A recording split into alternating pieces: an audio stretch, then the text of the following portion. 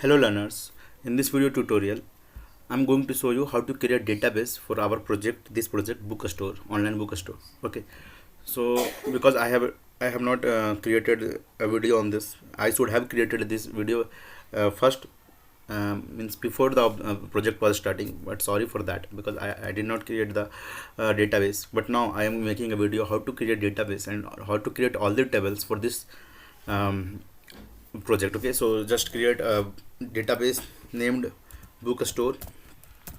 See, I am giving bookstore underscore book underscore store because I have already created bookstore over here, right? That's why. So मैंने book store नाम का एक जो table बना लिया और ये क्रिएट हुआ है यहाँ पे. अब यहाँ पे मैंने एक टेबल बनाना है. देखो, अगर हमने एडमिन टेबल बनाना है, टेबल का नाम लिया, मैंने एडमिन बनाया क्योंकि सबसे पहले टेबल जो हमारा बनेगा प्रोजेक्ट में वो एडमिन का होगा. यहाँ पे मैंने आईडी रखा इंटीजर, इसकी जो लेंथ वैल्यू मैंने लगभग और 11 दी है और ऑटो इंक्रीमेंट पे रखा ताकि ये वैल्यू ऑटो इंक्रीमेंट होती रहे आईडी की, मुझे इंटर करने का जरूरत नहीं पड़े. और देन मैंने यहाँ रख दिया यूज़र नेम और यहाँ पे password. Okay, so user name varchar and length will be 200, varchar and length will be 200 something. So I am going to save it. Okay, so इस तरह से हम एक डेटा बना सकते हैं, एक टेबल बना सकते हैं डेटाबेस के अंदर, आईडी यूजर नेम पासवर्ड. और अब इसके बाद यहाँ पे आपको वैल्यू इंसर्ट करना है खुद से, एडमिन एंड देन पासवर्ड में 1 2 3 4 5 something whatever you want, then click on go. See, मैंने आईडी वैल्यू इंसर्ट नहीं की थी लेकिन आईडी ऑटोमेटिकली इंसर्टेड है बिकॉज मैंने ऑटो इंक्रीमेंट इसे रखा था. और ये एक प्राइमरी की है, इसकी वैल्यू दोबारा रिपीट नहीं होगी. प्राइमरी की मीन्स 1 आ गया तो अब 1 दोबारा इस टेबल पे नहीं आएगा.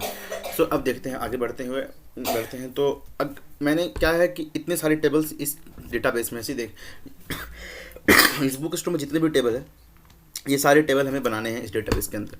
तो हर एक टेबल का बनाना, ठीक है, आप बना सकते हैं खुद से. और ये जितने भी टेबल्स के नेम है, तो इसके लिए मैं इजी करने के लिए मैं क्या करूँगा कि मैंने इसका एक बुक स्टोर एसक्यूएल फाइल मैंने आपको लिंक दे देना है और उसे आपने इंपोर्ट कर लेना है अपने टेबल में. बस आपको डेटाबेस क्रिएट करना है और उसके बाद आपको इंपोर्ट करना है.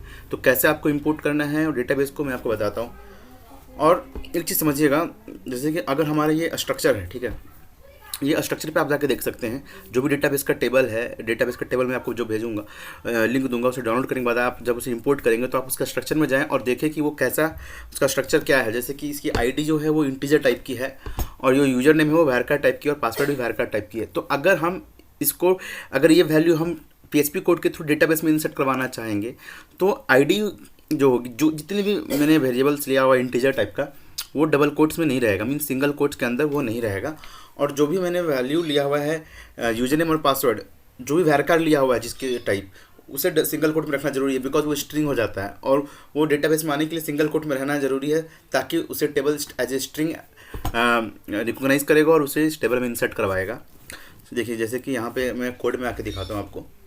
देखिए, यहाँ पे मैंने एक कोड लिखा हुआ है, select star from admin where user name equal to user name. Because ये यूज़र नेम वैरकार टाइप था इसीलिए मैंने इसे सिंगल कोट में रखा. अगर मैं इसे सिंगल कोट में नहीं रखूँगा तो ये गलत हो जाएगा, कुछ एरर आ जाएगा, एसक्यूएल एरर आ जाएगा, PHP में कुछ एरर आ जाएगा मुझे. और फिर ये पासवर्ड है और यहाँ पे भी पासवर्ड को मैंने भी सिंगल कोट में रखा है, ठीक है. और अगर हम जब डेटाबेस इंसर्ट भी करवाएंगे तो अगर हमें, देखिए, अगर मैंने डेटाबेस में कुछ इंसर्ट करवाना है, सी, अगर हमने यहाँ पे डेटाबेस में कुछ इंसर्ट करवाना है PHP कोड के थ्रू, अगर इस टेबल में इंसर्ट करवाना है तो अगर हम आईडी की वैल्यू तो मुझे देने की जरूरत नहीं क्योंकि वो टेबल खुद ब खुद इंसर्ट करेगा. तब हम इंटीजर के लिए सिंगल कोट यूज़ कर सकते हैं. सिंगल कोट मीन्स ये यूज़ कर सकते हैं. ओके, सो ये यूज़ करेंगे तो वो नल वैल्यू आएगा, टेबल में जाएगा और टेबल क्योंकि उसे ऑटो इंक्रीमेंट में सेट रखा है वो डेटाबेस, तो वो उसकी वैल्यू बढ़ाता चला जाएगा, हमें इंसर्ट करने की जरूरत नहीं है. तभी हम सिंगल कोट में रखेंगे. लेकिन अगर हम इंटीजर रखें, राइट, अगर हम किसी का फील्ड टाइप इंटीजर रखे हैं, इंटीजर 11, और अगर मैं उसे ऐसे इंसर्ट करवाऊँ तो ये एरर थ्रो करेगा, ठीक है. 1 अगर मैं सिंगल कोट में, तो क्योंकि ये जो डेटाबेस है वो उसे स्ट्रिंग की तरह समझेगा, इसे वैरकार टाइप समझेगा और हम इंसर्ट करवाना चाह रहे हैं इंटीजर. अगर ये है हमारा स्ट्रिंग, ओके, क्योंकि ये सिंगल कोट में ये एक स्ट्रिंग की तरह ट्रीट होगा.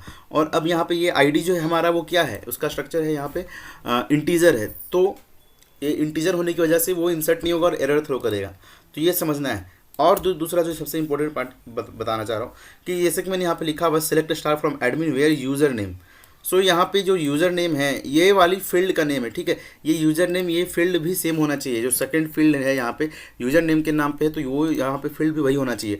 अगर मैंने यहाँ पे ईमेल लिखा रहता या यूज़र अंडरस्कोर नेम लिखा रहता तो सेम एज यहाँ भी लिखना पड़ता। और पासवर्ड है सेकंड वैल्यू फील्ड है तो पासवर्ड भी वैसे ही रहना पड़ेगा।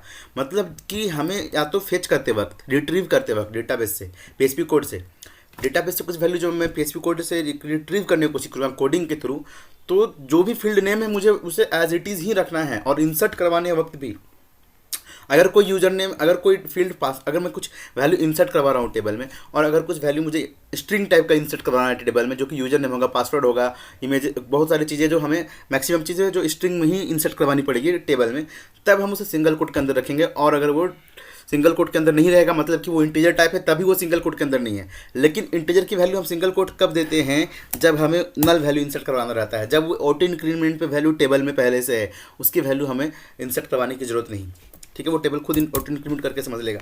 बट मैंने बताया कि अगर स्ट्रिंग के अंदर में 2 लिखूँ, कोड के अंदर में 2 लिखूँ तो ये गलत हो जाएगा, बिकॉज मैंने यहाँ पे उसे की वैल्यू इंटीजर टाइप दी हुई आईडी की, और यहाँ पे मैंने उसे सोच रहा हूँ कि इंसर्ट करवा लूँगा स्ट्रिंग टाइप, तो यहाँ पे एरर आएगा, ठीक है। तो मैं बता रहा हूँ इसलिए क्योंकि आप जितने भी, अब जैसे कि यहाँ पे देखो, लॉगिन पे चलते हैं यहाँ पे, ठीक है। लॉगिन जो हमारा ये टेबल है, लॉगिन टेबल, इसके स्ट्रक्चर को देखते हैं। इसमें देखिए क्या क्या है, यूजर आईडी है जो इंटीजर टाइप की है, तो ये सिंगल कोट से आएगा। मैं आपको बताता हूँ, यहाँ साइन अप टेबल पे जाता हूँ तो आपको समझ में आएगा अच्छे से। साइन अप टेबल के थ्रू मैं आपको बताऊँगा। सो यूजर ने, यूजर का साइन अप टेबल सी यहाँ पे है, ठीक है। ये signup.php है हमारा,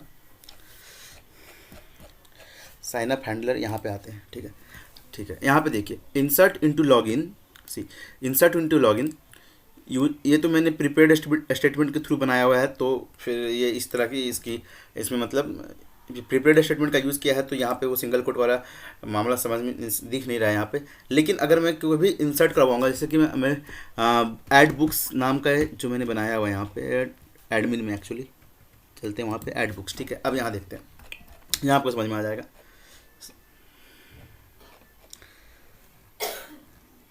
देखिए यहाँ पे 91 ये वाला line, insert into books values, see हम बुक्स पे चलते हैं, बुक्स वाले टेबल पे चलते हैं यहाँ पे, और इसके स्ट्रक्चर पे चलते हैं, ठीक है। देखिए जो बुक आईडी है वो इंटीजर टाइप है, और मैंने उसे ऑटो इंक्रीमेंट पे रखा है, इसलिए बस उसे मैंने सिंगल कोट बिना कुछ डाले वहाँ पे छोड़ दिया। अगर मैं यहाँ पे कुछ इंसर्ट करवाता तो ये गलत हो जाता। अगर मुझे इंटीजर इंसर्ट ही करवाना है तो सीधा ऐसे ही करवाना पड़ेगा हमें, विदाउट सिंगल कोट मुझे इंसर्ट करवाना, तो ही इंटीजर वो टेबल पर जाएगा, ठीक है। ये समझना है, ये समझना है। अब देखिए कि यहाँ पे जो बुक नेम है मैंने सिंगल कोट में रखा हुआ है, तो क्यों रखा हुआ है, क्योंकि बुक नेम का जो वैरकार है वो टाइप है जो है वैरकार है, और बुक अंडरस्कोर नेम है यहाँ पे। तो अगर मैं फील्ड स्पेसिफाई करता तो मुझे बुक अंडरस्कोर नेम ही देना रहता, लेकिन यहाँ पे सी अगर मैं सेलेक्ट स्टार फ्रॉम, अगर मैं इसे सेलेक्ट करना चाहता तो जो फील्ड नेम है वो बिल्कुल हूबहू वही होना चाहिए जो यहाँ पे लिखा हुआ है, ठीक है।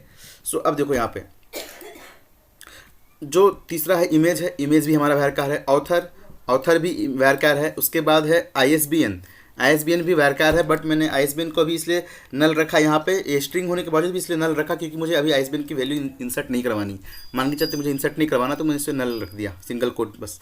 प्राइस की वैरकार है तो प्राइस भी सिंगल कोट के अंदर है, कैटेगरी तो कैटेगरी भी सिंगल कोट के अंदर है। मतलब कि स्ट्रिंग को हमेशा सिंगल कोट के अंदर रखना है और इंटीजर को सिंगल कोट के बाहर रखना, बस इतनी ही समझने वाली बात। अब हम लोग अगर आगे बढ़ते हैं और मैं आपको बताता हूँ कि कैसे आपको इंपोर्ट करना है यहाँ पे। जैसे कि बुक स्टोर में गया हूँ, मैंने यहाँ पे एक टेबल बनाया था एडमिन, चलिए इसे ड्रॉप कर देते हैं, ठीक है। मैंने इसे ड्रॉप कर दिया। अब इंपोर्ट करना कैसे है, मैंने जो एसक्यूएल फाइल आपको लिंक दूंगा उसे डाउनलोड करना है, फिर इंपोर्ट पे जाना है, ब्राउज़ करना है, और वो देखिए ये बुक स्टोर .sql ये फाइल जो मैं आपको भेजने वाला हूँ, तो ये ओपन करना है यहाँ पे और नीचे जाके गो कर देना है। तो ये सारे टेबल्स जो है ऑलरेडी आप में बना हुआ आएगा, तो आपको बनाने की भी ज़रूरत नहीं पड़ेगा, लेकिन मैं आपको समझाने के लिए बता रहा हूँ ताकि आप अगर कहीं कुछ कोडिंग अलग भी करना रहे तो आप समझ सकें कि कैसे करना है डेटाबेस से और कोड में क्या होता है।